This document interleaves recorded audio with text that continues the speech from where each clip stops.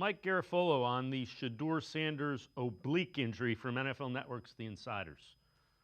Shedeur Sanders not being able to play in this game, not the worst thing, right? I mean, I know he's disappointed. He's a competitor. He wants to beat Outlaws, but not the worst thing because he already put some good tape out there with his performance in the preseason opener. We have talked about this. The competition was between him and Dillon Gabriel, really, for that third spot, it seemed like. I mean, maybe potentially for the second spot, but for the third spot, who's going to stay on the roster versus who could potentially be sneaked through waivers and onto the practice squad.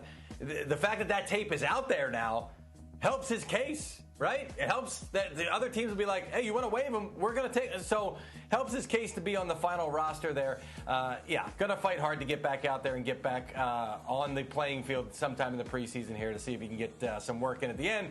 But that oblique, Kevin Stefanski calling it day-to-day, Judy. We'll see when he can get back. Yeah, G. Bush, I'm not buying the one of those rookies is going to go, or Kenny. I think it's more likely they keep 4 quarterbacks and they'll figure it out in another position. But the only downside for Sanders, that was step 1. That was really good. Now he's got to wait to take step 2. Yeah, I think he's, I think more than anything, it's just tamping down your excitement, right? Because he played well. You were like, man, let's see what he can do against the Eagles and run that back. You know what I mean? Let's see what he can do in another opportunity to see what he can get done, right?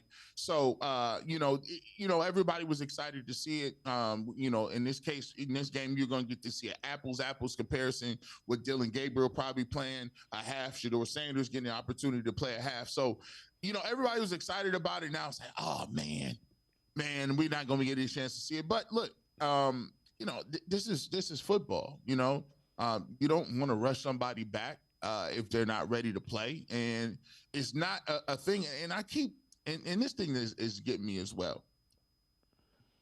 People have to get in their mind that just because traditionally people don't carry 4 quarterbacks does not mean that it's baffling that you have to say, oh my gosh, the Browns have 4 quarterbacks.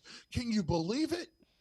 Listen, if it's between a quarterback and a guy running down on kickoff, the guy running down on kickoff is not, they're going to find somebody else. If you're at the Browns, the year they went to the playoffs, they used 5-6 quarterbacks. Yep. Especially if guys are banged up and you didn't get a proper evaluation to even see Pickett or Gabriel, and now Shedeur Sanders is injured. Joe Flacco is 40 plus. I don't know people who are 40 plus that make it through a whole 17-game season, whether it's through injuries or whether it's through the way they could play the game. It's just a situation where you got to definitely think about it and say, listen, man, we gonna have to keep these quarterbacks because that's the most important position, and we'll figure out if we need another guy to run down on the kickoff team. Yes, it's really not that hard. And they had 4 quarterbacks start last year. You had Deshaun, you had Jameis, you had DTR, you had Bailey Zappi. So they've had 4 quarterbacks the last 2 years start. So don't sleep on them, keeping all 4 of them.